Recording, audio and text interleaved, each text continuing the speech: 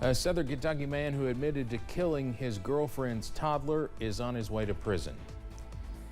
And we'll hear from the new Letcher County Sheriff as he takes over for Mickey Steins, who is charged with killing a district judge.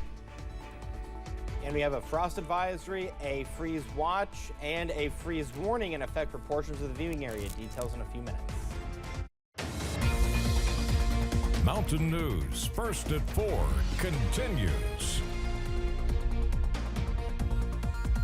A Whitley County man accused of killing a 3-year-old last year was sentenced today. Jordan Taylor pleaded guilty last week and today was sentenced to life in prison.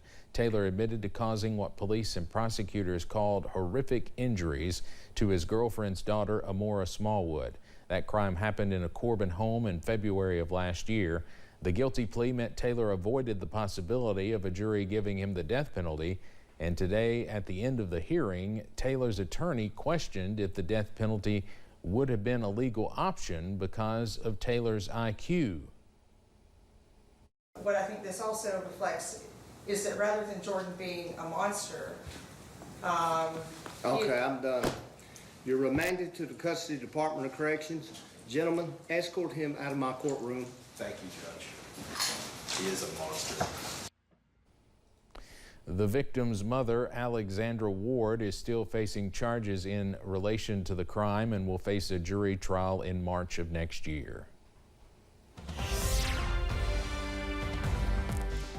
All right, we have a frost advisory that goes into effect this evening. Same story with a freeze warning, and then a freeze watch goes into effect tomorrow night. This is the latest advisory map right now. There's the freeze watch in the area shaded in light blue. Now, under that is the frost advisory for the same counties that starts tonight and goes into effect until tomorrow morning.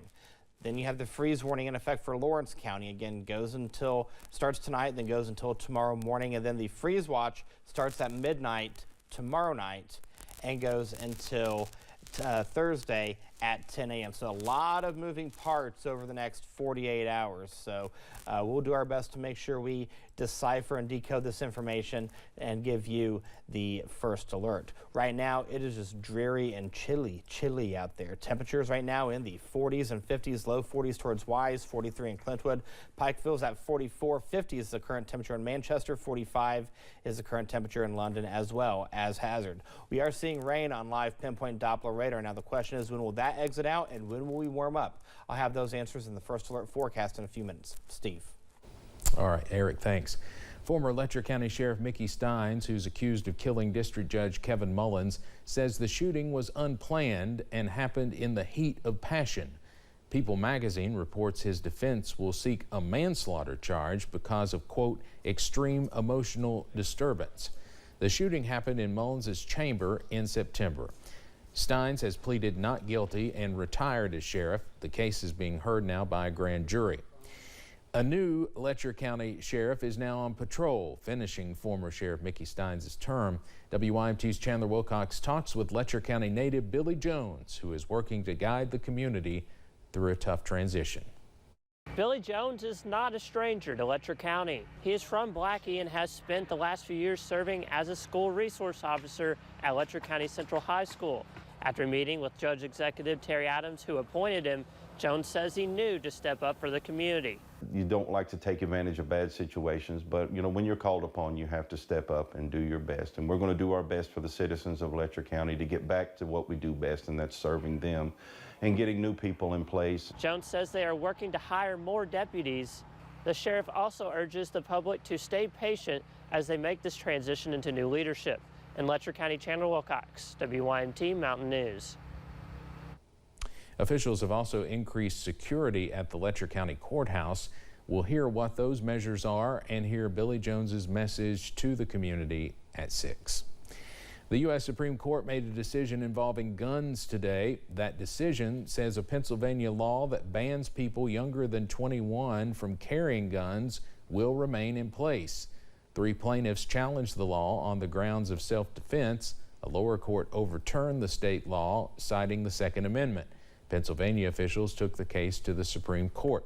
The nation's highest court did not explain today's ruling. After back-to-back hurricanes, there is concern over how damage to factories and farms could cause long-term supply chain disruptions. Abby Kasouris spoke with a supply chain expert and has more.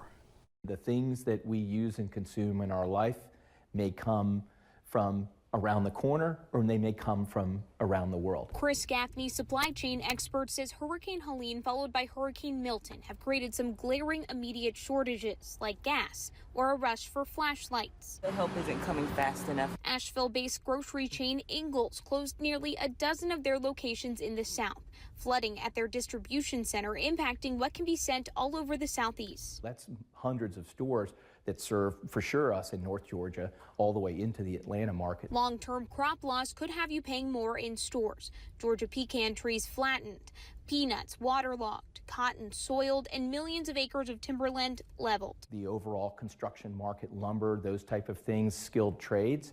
If you live in North Georgia, you may all of a sudden see greater competition or longer delays because there may be people moving up into Carolina for a year to help them rebuild. In Florida, the citrus crop took a direct hit, a major setback for the crop that's production has already dropped 92% in the last 2 decades. Right. They're now looking at alternative supply and have for many years of oranges coming from Brazil. The supply of IV fluids is also being impacted after Hurricane Helene damaged a major distributor, Baxter Pharmaceuticals in North Carolina. That company is responsible for more than half of the nation's supply of IV fluid. The cost to insure your home has skyrocketed, and those rates are expected to keep rising, especially in places where severe weather is more likely. Even before Milton and Helene caused massive property damage in Florida, home insurance premiums were up more than 50% in that state. CBS News business analyst Jill Schlesinger says there are 2 factors driving the increases. One is that home prices have gone up by so much, and then also, of course, the inflationary surge means home rebuilding costs a lot more.